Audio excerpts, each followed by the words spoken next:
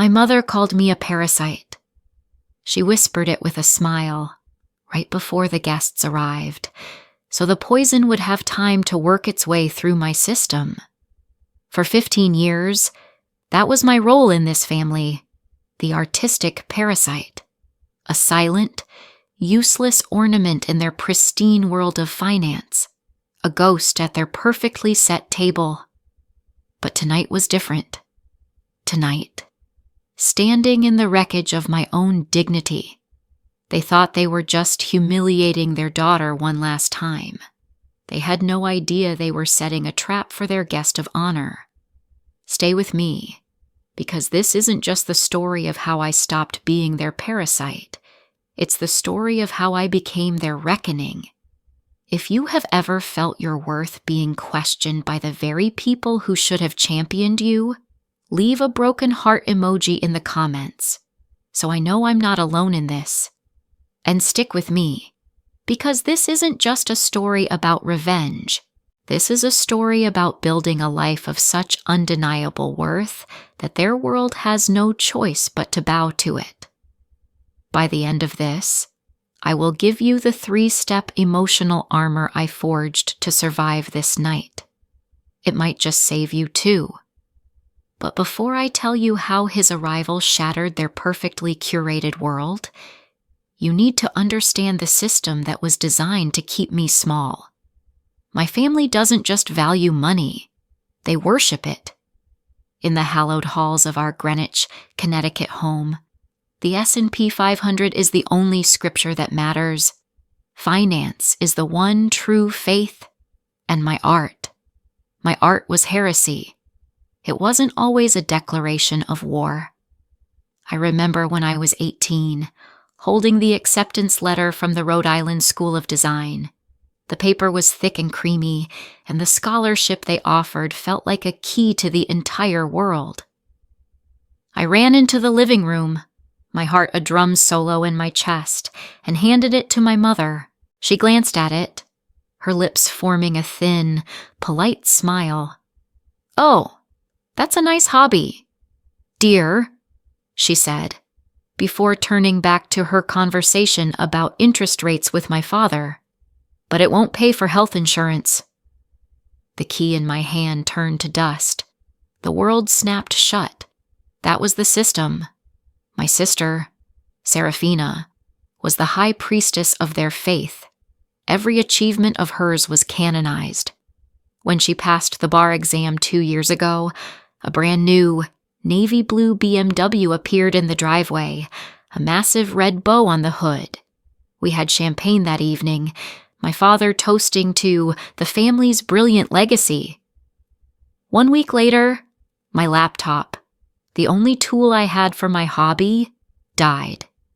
Its screen went black in the middle of a freelance design gig I'd taken to pay my rent.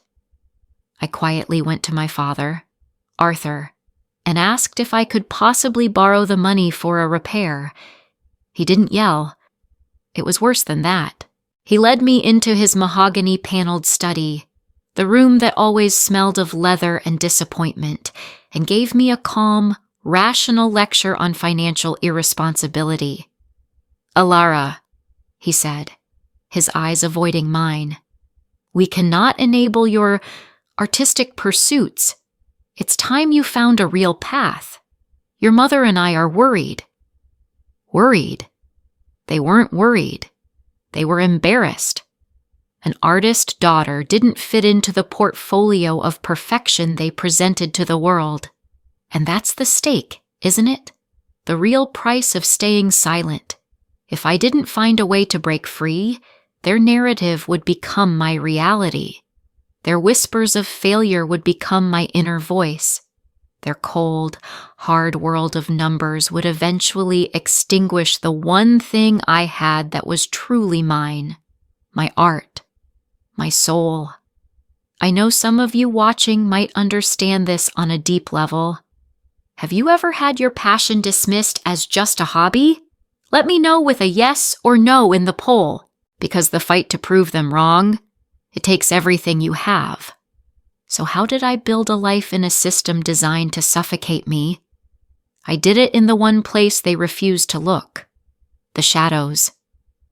My real life began after midnight, in a cramped but vibrant Brooklyn studio apartment that smelled of oil paint, ozone from my computer, and stale coffee. By day, I was a ghost, a freelance graphic designer taking on soul-crushing corporate jobs to keep the lights on. I designed logos for investment firms that looked exactly like my father's, using the sanitized, lifeless color palettes they adored. It was my mask, the price I paid for my freedom. But at night, I became Aura. The screen wasn't a distraction, it was my canvas. The code wasn't just a tool, it was my paintbrush. I poured every ounce of the frustration, the invisibility, the quiet rage into my digital art. I created worlds of breathtaking color and impossible physics, but hidden within the layers of pixels, I embedded encrypted code, fragments of my diary, lines of poetry, silent screams that no one could see, but I knew were there. It was my truth, hidden in plain sight. This double life was a constant, grinding erosion of the soul. I remember one particularly brutal week. I'd been working for 72 hours straight on a branding package for a company that sold luxury yachts. Their feedback was relentless, demanding changes that stripped every ounce of creativity from the design. They wanted it to look safe, established, like old money. They wanted it to look like my family. The payment was 3 months of my rent, so I smiled. I typed, "Absolutely great suggestion," and I died a little inside. That same week, an email arrived, an invitation for a 3-month artist residency in Berlin, a paid stipend, a studio, a chance to work alongside artists I'd only read about in magazines. It was everything I had ever dreamed of. I stared at the acceptance letter on my screen, my heart threatening to beat its way out of my chest. Then, I opened another tab and looked at my bank account. I had $312. The yacht company wouldn't pay for another 60 days. The Berlin residency required me to be there in a month. I typed out the most painful email of my life, politely declining the offer, citing unforeseen personal commitments. The commitment was poverty. The commitment was survival. There are nights when the city feels like it's swallowing you whole. You lie awake, the glow of the screen painting ghosts on the ceiling, and you start to wonder if their voice, the one that calls you a failure, a parasite, is the truth. You have to fight so damn hard to remember your own. Just as I was about to give in to that despair, a notification dinged. It was an email to the anonymous account I used for Aura. It was from a collector I'd only known as C. He had bought a small piece of mine a few months back. I opened it, expecting a simple note, but what I read changed the air in the room. He wrote, "Aura, I'm looking at your piece Echo Chamber again. I've noticed the encrypted data strings woven into the particle effects. It's not just decoration, it's a narrative. It's like a hidden language. The tension between the visual beauty and the silent, coded story is unlike anything I've ever seen. This isn't just art. This is a new form of literature. Please, tell me you are creating more." He saw it. Someone, somewhere in the world, saw the real me. He didn't just see the pretty picture. He saw the coded pain, the hidden story. He saw the very thing I thought I had buried forever. That email became my life raft. That collector, who I didn't know yet was named Julian Croft, gave me the strength to keep fighting, to keep creating in the dark, to prepare for a future they could never imagine. Chak Chan Roy, Jaila Chongfar Juan Kak Moathuthe Joy. Chapter 4. That one email gave me the fuel to survive. and I would need every drop of it for what was coming next. The night of the gala. The night the quiet war went public. The air in the ballroom was thick with the scent of money and hydrangeas. Light from 3 massive crystal chandeliers glittered off diamond necklaces and Rolex watches, turning the room into a constellation of manufactured stars.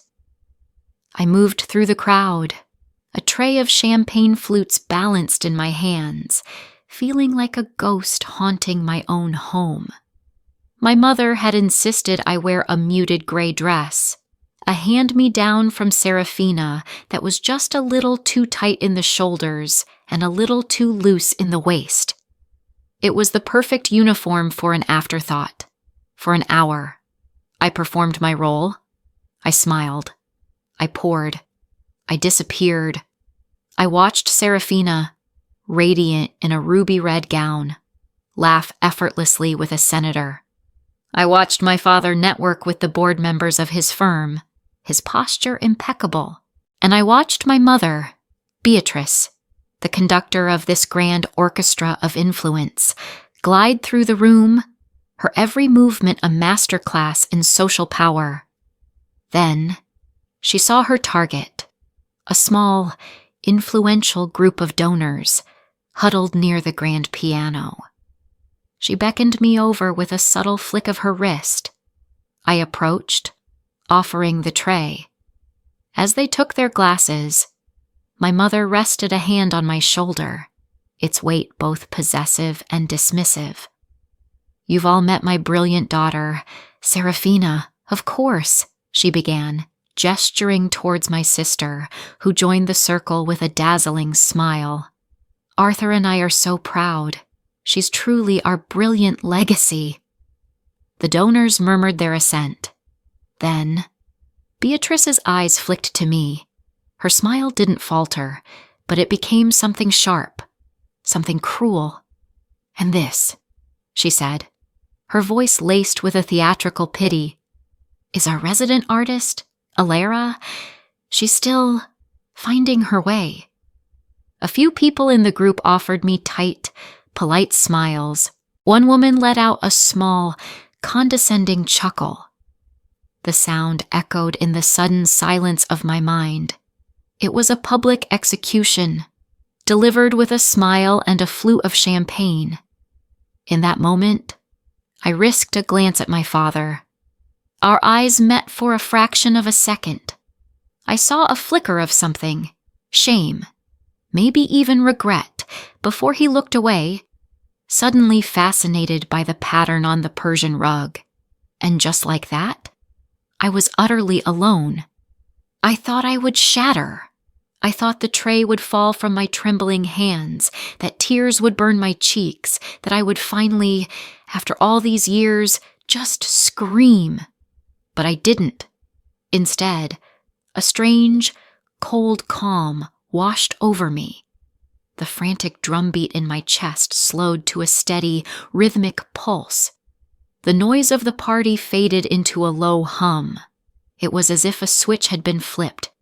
I was no longer a participant in my own humiliation. I was an observer. I saw my mother not as a monster, but as a performer playing a role she'd rehearsed for decades. I saw the donors not as judges, but as a temporary audience. And I saw myself, not as a victim, but as a loaded gun. They had just handed me the stage, lit the spotlight, and pointed me directly at their carefully constructed world. They had no idea the guest of honor was coming for me. What they saw as my breaking point was actually my activation.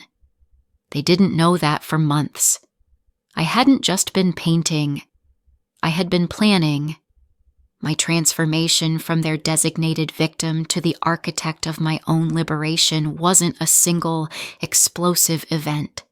It was a quiet, meticulous construction, built brick by painful brick in the shadows they never bothered to look into. It was a 3-part strategy, executed with the cold precision of a person who had absolutely nothing left to lose. The first step was the hardest. document and encrypt. It began as an act of self-preservation. For years, their words had been a poison gas, odorless, colorless, seeping into the foundations of my self-worth. I'd wake up in the middle of the night, my mother's voice echoing in my head. Disappointment, parasite, ungrateful, waste. I realized I needed proof, not for them, but for me. I needed an anchor in reality to stop their gaslighting from becoming my truth. So, I started collecting every dismissive email, every condescending text.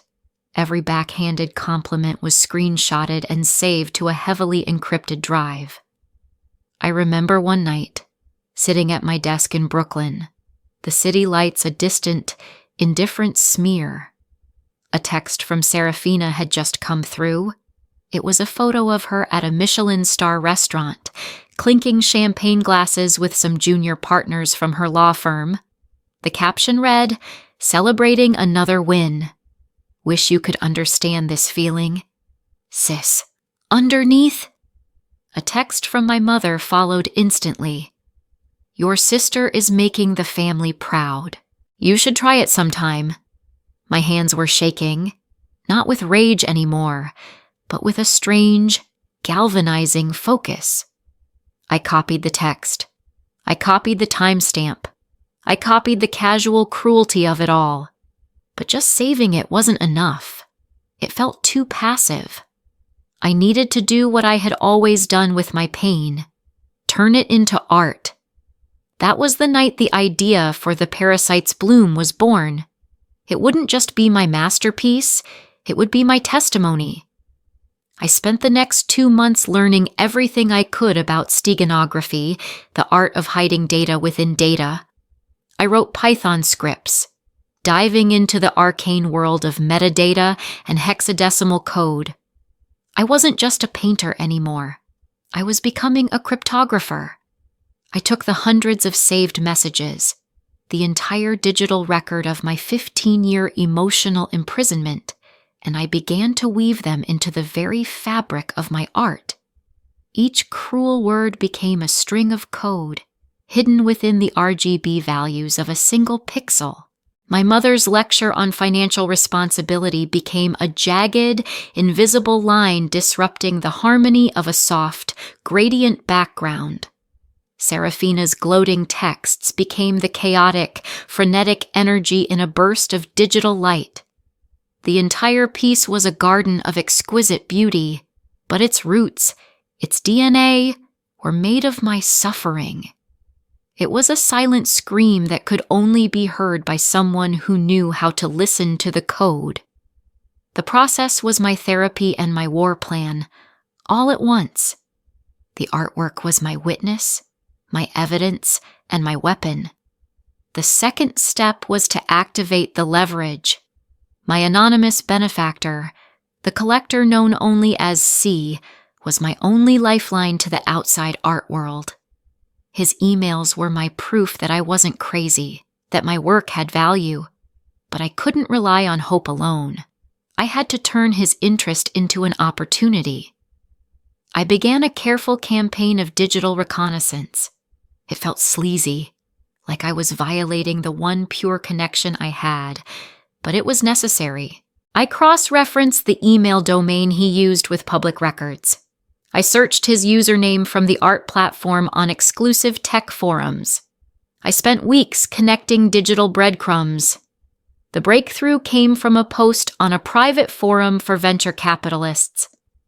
A user with a similar handle was discussing the acquisition of a rare piece of early generative art and mentioned he'd be on the East Coast in the fall for a few charity functions his portfolio companies sponsored. One of them was the Vanguard Charity Gala, hosted by Beatrice and Arthur. My blood ran cold. It was him. C was Julian Croft. The man my family was desperately trying to get into a room with wasn't just a potential donor. He was my biggest fan. The coincidence was so staggering, it felt like fate. But I knew I couldn't leave the final move to chance. I had to ensure he would not just be at the party, but that he would be looking for me. A week before the gala, I sent him an email as Aura. I kept it professional, thanking him for his continued support and mentioning I was on the verge of completing my most ambitious project to date. I attached a tiny, heavily compressed snippet of the artwork, just a few hundred pixels, a tantalizing glimpse of color and light. I told him it was called The Parasite's Bloom and that it was my most personal work yet. His reply came within the hour.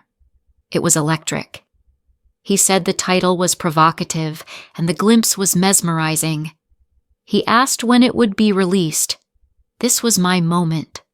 My heart hammered against my ribs as I typed the reply. I told him I was planning a special, unconventional release, that the piece was designed to be unveiled digitally, to appear simultaneously on the screens of a select group of collectors at a specific, predetermined time. I told him the unveiling was scheduled for next Saturday at 9 p.m. Eastern Time. I didn't mention the gala. I didn't have to. I had baited the hook.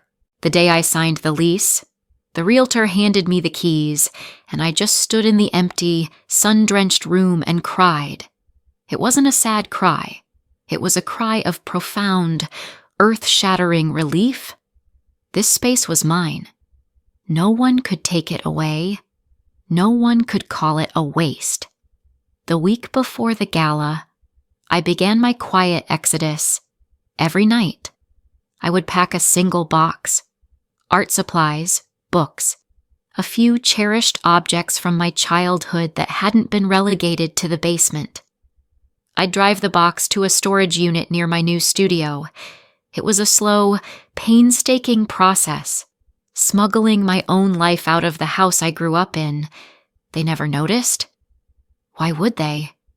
They never truly saw me anyway. My physical presence was as invisible to them as my emotional one. The night before the gala, my exit plan was complete. My new studio was ready. 3 months' rent was paid in advance. A small but stable emergency fund was sitting in my secret account. My portfolio, my life's work, was backed up on a dozen different drives. I packed one last bag. A simple overnight bag with a change of clothes and my laptop. It sat by the door of my room in the Greenwich mansion. A silent promise. This wasn't just a party. It was an emancipation. The board was set. The pieces were in motion. All I had to do was walk back into that ballroom, endure a few more hours of my own erasure, and wait for the checkmate. I picked up a fresh tray of champagne, the crystal flutes cool and solid against my trembling fingers. My hands were the only part of me that betrayed the raging calm inside. I re-entered the room, and this time, everything looked different. The glittering chandeliers no longer felt oppressive. They felt like stage lights. The drone of conversations wasn't noise. It was the hum of an audience waiting for the curtain to rise. I saw the donors who had chuckled at my expense not as giants, but as props. And my family? My family were the lead actors in a tragedy, and they didn't even have the script. I moved through the room with a new purpose. My steps were steady. My smile was a perfect, neutral mask. I was no longer a ghost. I was a hunter. I placed myself in a strategic position near the French doors leading to the garden, a spot that gave me a clear view of the entrance and the main presentation area, but kept me just outside the main flow of traffic. I became a part of the scenery, utterly invisible, which was exactly where I needed to be. I watched the clock on the grand mantelpiece. 8:15. 45 minutes. At 8:30, precisely, a new energy rippled through the room. The conversations hushed for a moment. Heads turned towards the grand entryway. Julian Croft had arrived. He wasn't what I expected. There was no flashy suit, no entourage. He was dressed in a simple, impeccably tailored dark gray suit, no tie. He had an air of quiet intensity, his eyes scanning the room with a quick, analytical curiosity that seemed to miss nothing. He looked less like a billionaire and more like a scholar who had accidentally wandered into a party. Beatrice was on him in a heartbeat. She materialized at his side as if by magic, her smile a dazzling display of perfectly capped teeth. "Julian, how wonderful of you to come," she cooed, placing a hand on his arm. "Arthur and I were so hoping you'd make it." My father and Serafina flanked her a second later, a perfectly assembled welcoming committee.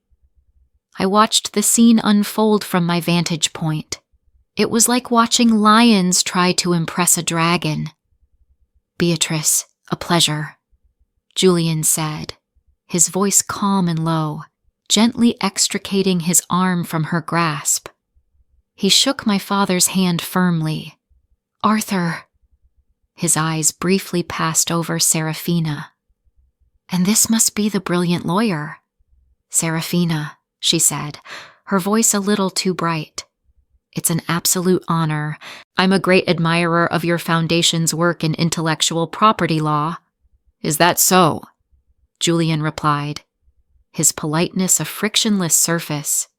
There was nothing for her flattery to grip onto. He was a master of the polite dismissal. For the next 25 minutes, they orbited him. Beatrice tried to steer him towards the silent auction items. He nodded politely and kept walking. My father attempted to engage him in a conversation about the market. He offered a single, non-committal sentence and changed the subject. Serafina tried to impress him with a story about a recent case, but his attention was elsewhere. He kept glancing at his watch, a subtle, almost imperceptible movement, but I saw it every time. He was waiting, just like me. 8:58. My mother finally managed to corral him near the large projector screen at the front of the room, where a looping slideshow of the charity's work was playing. "In just a moment. Julian," she said, her voice ringing with performative passion. "I'll be sharing a few words about this year's initiative. We're so thrilled to have your support." "Of course," he said, but his eyes weren't on her. They were on his phone, which he had just discreetly pulled from his pocket. My heart began to pound, a heavy, deliberate rhythm against my ribs. It was time. From across the room, I watched his thumbs swipe across the screen. I saw the subtle shift in his posture.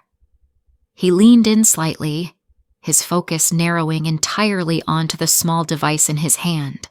The world around him, the entire glittering party my mother had orchestrated, ceased to exist for him. "Julian?" Beatrice prompted, a note of irritation creeping into her voice. She was losing her audience of one. He didn't answer. He was completely captivated. A slow smile spread across his face, a look of pure, unadulterated awe. It was the look of a treasure hunter who had just found El Dorado. He had seen it. He had seen the parasite's bloom.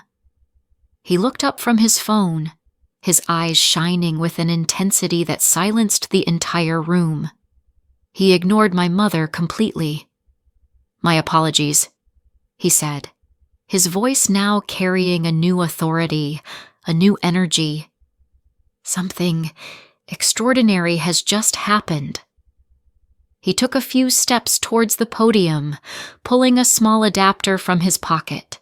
Before Beatrice or the AV technician could react, he had connected his phone to the projector system. "What are you doing?" Beatrice hissed, her face a mask of confusion and fury. "Sharing a discovery," Julian replied, his eyes still gleaming. The charity slideshow vanished.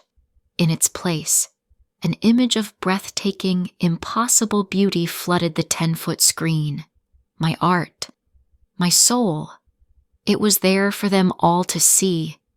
A garden of impossible light bloomed across the screen. Crystalline structures grew and fractured in slow motion, pulsing with an inner luminescence. Nebulae of iridescent color swirled around them, particles of light dancing like fireflies in a digital dusk. It was beautiful, but it was also unsettling. There was a tension in the composition, a sense of something beautiful grown from something broken. It was everything I had ever felt, rendered in light and code. A collective gasp went through the room.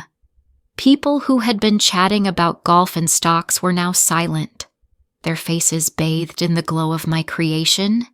I could hear whispers. What is that? My God, it's beautiful. Who is the artist?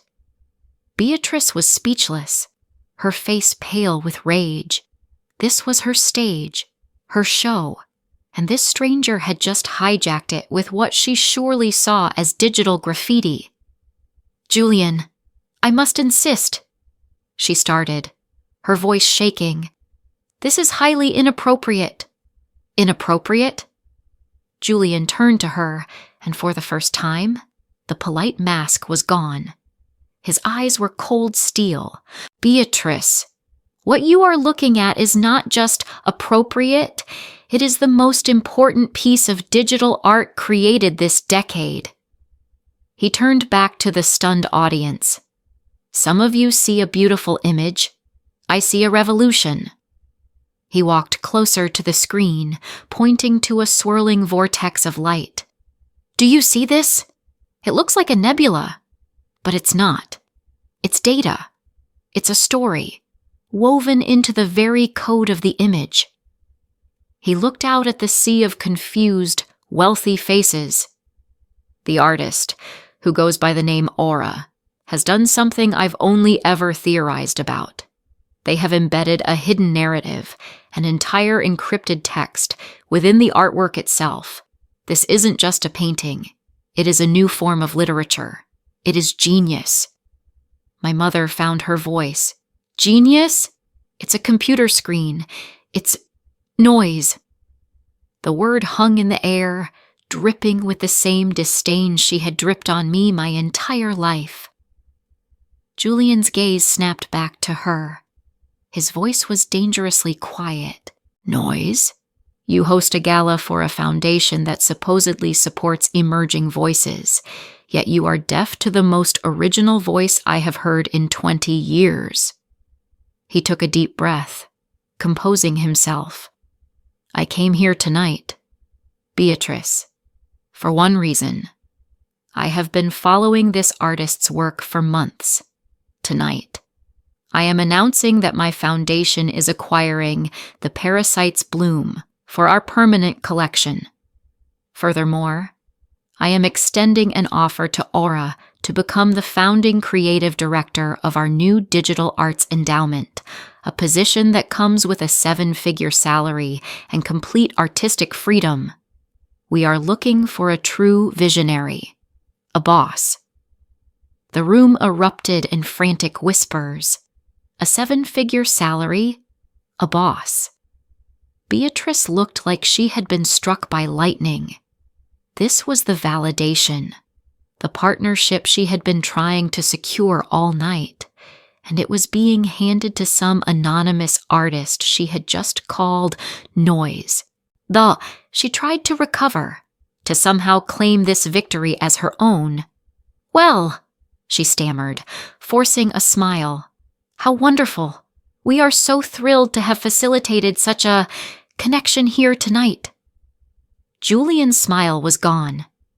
You facilitated nothing, he said, his voice cutting through her pretense. In fact, I find it a staggering coincidence that the most brilliant, overlooked artist of her generation might share a roof with people who seem to have absolutely no appreciation for art whatsoever. He let the insult hang in the air, a sword over her head. Then he turned to the room. "The question is Aura here tonight?" His eyes began to scan the crowd. I felt 100 pairs of eyes turn with his.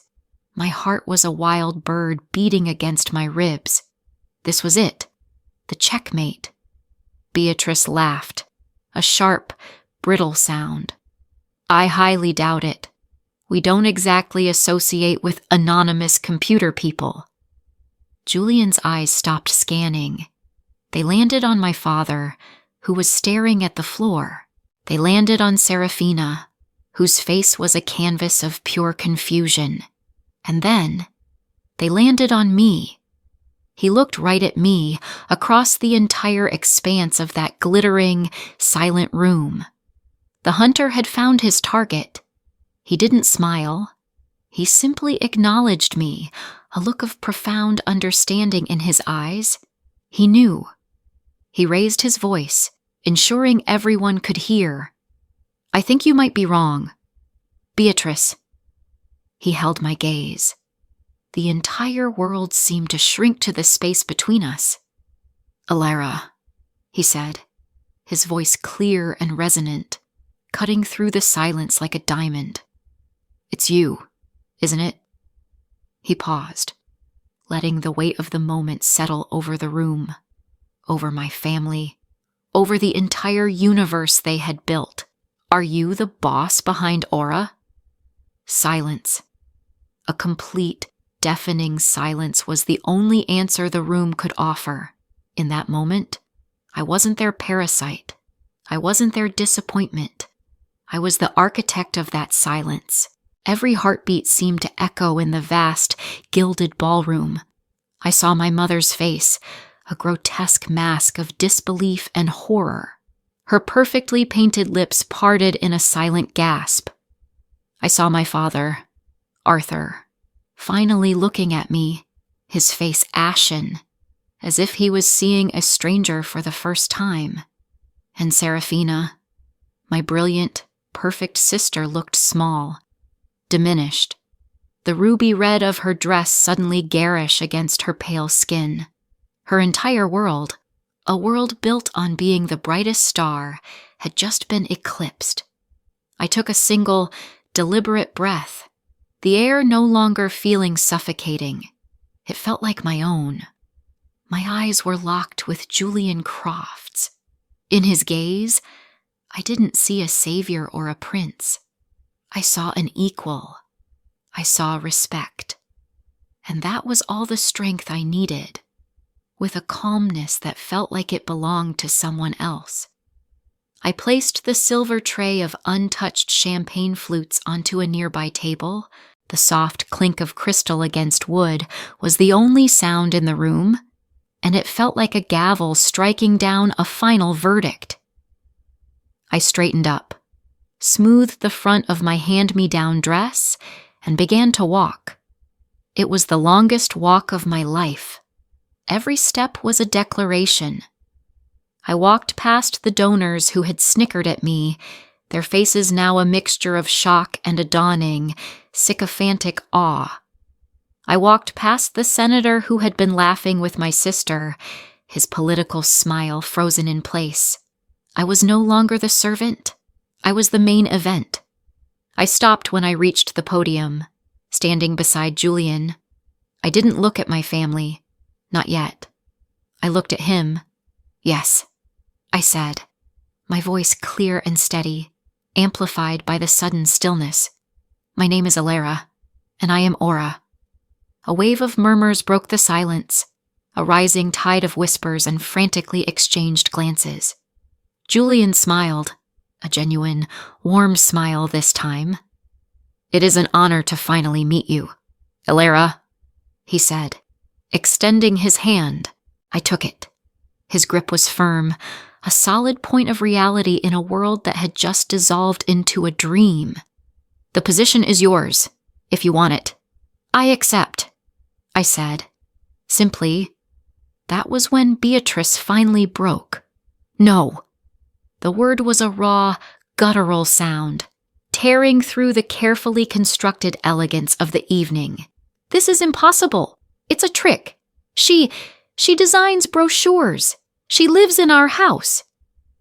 I finally turned to face her. I looked at the woman who had spent my entire life trying to shrink me, to fit me into a box that was easy for her to label and dismiss. The fear was gone. The hurt was gone. All that was left was a vast, quiet clarity. "I haven't lived in your house for 3 years. Mother," I said, my voice devoid of anger, a simple statement of fact. "I live in Brooklyn. You've never asked for the address. And yes, I did design brochures. I designed them to pay the rent on a studio you never knew existed, so I could create the art you just called noise." I let the words sink in. Then I established the first boundary. It wasn't a request. It was a decree. "From this moment on, you will speak of my work with respect, or you will not speak of it to me at all." My father stepped forward, his hands raised in a placating gesture. "Alara, darling, I think we're all just in shock. This is wonderful news. We just didn't know." "You didn't know because you didn't look," I replied, my gaze shifting to him. His cowardice, his silent complicity, was no longer something I would absorb. That led to my second boundary. "Our relationship, if it is to continue, will be rebuilt on a foundation of honesty, and that will begin with family therapy. I will not be the only one working to fix what we have all broken." Serafina, who had been frozen in place, finally found her voice. "You did this to humiliate us," she accused, her voice trembling with a mixture of rage and jealousy. "You planned this. You kept this secret just to make us look like fools. Your perception is not my responsibility, Serafina," I said, and in that moment, I felt a strange pang of pity for her. Her throne had been built on my subjugation, and now that I was standing up, her world was crumbling. I delivered my final boundary, the one that would protect me forever. My life and my success are my own. They are not a reflection on you, and they are not a weapon against you. Any attempt to control, manipulate, or take credit for my work will result in my immediate and complete silence. That is a promise. Respect, honesty, autonomy, the 3 things I had been starved of my entire life. I had just served them to my family on a silver platter, and they looked at them as if they were poison. I turned my back on them, a final, symbolic act of release. I faced Julian. "I believe we have a partnership to discuss," I said. He nodded, a look of immense respect in his eyes. "We do, but first," he said, turning to the stunned, silent audience, "I believe this gala was intended to raise funds for emerging voices." He pulled out a checkbook from his jacket pocket. "In honor of the most important emerging voice I've found in years, my foundation will be matching every donation made here tonight." He scribbled quickly, tore out the check, and handed it to the charity's stunned director. "And we'll start with this." The amount on the check was enough to fund the organization for the next 5 years. He had not only validated me, he had amplified my impact beyond anything I could have imagined. As the crowd erupted into a chaotic buzz of applause and astonished conversation, I walked away from the podium. I didn't run. I didn't look back. I walked calmly towards the grand entryway, the same one my mother had used to deliver her insult just hours before. The bag I had packed, my small go bag with my laptop and my future, was waiting for me in the coat check. I didn't say goodbye. I didn't need to. My entire life had been a long, painful farewell to a family who had never truly seen me. Tonight was not an ending. It was an arrival. as I stepped out into the cool, crisp Connecticut night, leaving the noise and the chaos and the shattered pieces of their world behind me. I felt the weight of 15 years lift from my shoulders. A car, one that Julian had clearly arranged, pulled up silently to the curb. The driver opened the door for me as I slid into the back seat. My phone, which had been silent all night, buzzed in my purse. It was a news alert from a major art publication. The headline read, "Aura's The Parasite's Bloom Shatters Records, Acquired by Croft Foundation in Surprise Unveiling." I leaned my head back against the soft leather. For the first time, I wasn't running from something. I was driving towards everything. Chak chan roy, jai la chong koi kung. Noi kau chuyen juak juch ket than bai hok va suk man chokan gia. Chapter 8. The headlines were just the beginning. The real story wasn't about the night I won. It was about how I built the morning after, and every morning after that. The world saw the viral news articles, the shocking story of the parasite who became a powerhouse. They saw the dramatic fall of a prominent family and the meteoric rise of an unknown artist. But that's the public narrative. The private one, the one that matters, is quieter. It's the story of learning to breathe in rooms you once suffocated in, of building a new definition of family from the ground up, and of finally silencing the critical voices in your own head. The victory at the gala was a single, explosive moment, but true freedom is a slow, deliberate, daily practice. And I want to share the 3 core lessons that practice has taught me. The first and most important lesson is that your value is not determined by someone else's inability to see it. For so long, I had internalized their perception of me. I was the parasite, the hobbyist, the disappointment. I walked through the world with that weight on my shoulders, and it forced me to stoop. The moment Julian Croft called me boss wasn't magical because he gave me a new title. It was magical because it shattered the funhouse mirror my family had been holding up to me my entire life. I suddenly saw myself for what I was. Their judgment was a cage, but the door had been unlocked the whole time. You have to stop waiting for the people who benefit from your smallness to give you permission to grow. Your worth is inherent. It is not up for debate. The second lesson is that your unique skill is your sharpest weapon. My family worshipped money and law, 2 languages I didn't speak. They saw my fluency in art and code as a useless, childish dialect. They were wrong. My victory wasn't won with money. It was won with a skill they couldn't comprehend. I didn't fight them on their battlefield. I forced them onto mine. I used my art to tell a story, and I used my code to embed the proof. Whatever it is you do, that thing that feels like breathing to you but looks like a waste of time to others, that is your power. Hone it. Master it. It is the one thing they can never, ever take from you. It is the source of your leverage, your escape, and ultimately, your triumph. And the third lesson, perhaps the most difficult to learn, is that strategic silence is more powerful than a righteous scream. For years, I wanted to scream. I wanted to lay out all my evidence, to argue, to defend myself. But I learned that you cannot win a logical argument with an illogical system.